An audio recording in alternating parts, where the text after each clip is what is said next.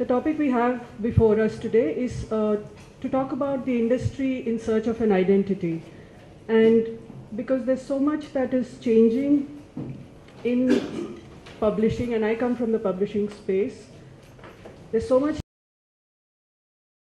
There's also a lot changing in other forms of content, and there's so much convergence, transmedia activity that is now going on, that none of the ways in which we did things are the same, and there are changes that we ought to be a part of. There are changes that we are all adopting as we go along.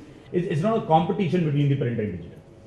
It's all about increasing the pie and then looking at the pie as to what is the share of the pie that print gets and digital gets. Because it's when the world is moving towards digital, it's also about the percentage share of the digital entertainment that publishers occupy through the books is going to be far more important and far more significant than thinking about print versus digital. I would say that all of us in the room, to a certain degree, are still governed by the identity of the publishing industry as the book. Paper book. The book that's a certain number of pages long with a certain number of characters on a page. I think sooner rather than later, the entire industry worldwide, not just in India, is going to have to start thinking about the book in a different way.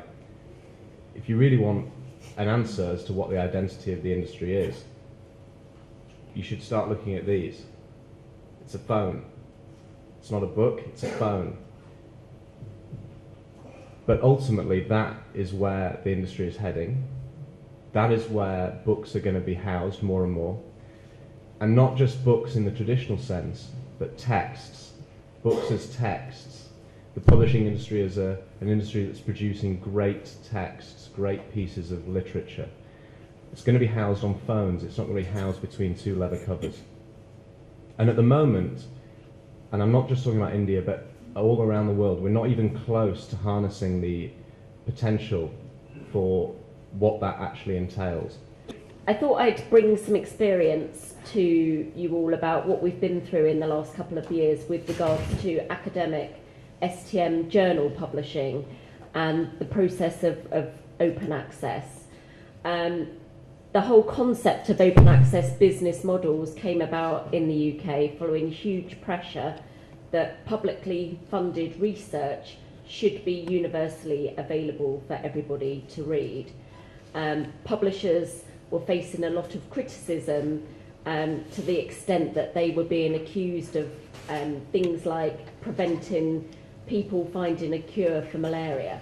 The government decided to commission an independent review into open access and how the industry should move forward, striking a balance between having the published works maintaining its quality, yet providing that access to the consumer. I think it is a very interesting moment for all of us. It is a moment of great possibility, it is a moment of great change, it is also a moment when many of the things that we lived by and held dear are up for question, are being questioned. So I think we're forced to think of new ways of selling what we have and look at new ways of creating what we don't have and for which there might be a demand or which is opening up to us as a result of the coming in of the internet and all the possibilities it is offering. One of the things is for us as small independent publishers that has been very exciting as a possibility is the possibility offered by print-on-demand services to question and to go beyond the traditional models of publishing and to be able to keep alive a backlist which otherwise is really too expensive for us to keep alive. So to be able to build a relationship with your readers saying, okay, if you want a book that was published 20 years ago, we can do it for you, we can do one copy, and here it is, and this is how much it will cost. From my interaction with many publishers worldwide, and especially in Asia Pacific, I think traditional publishers are search of new identity. So, and some of them has already started to define their new identity. So I do see technology is not necessarily a challenge, but it's possibly an opportunity. I think it's important as a final call, I think, for a different way of collaboration. and different way of seeing our boundary. In the past, you probably look at print as the last process.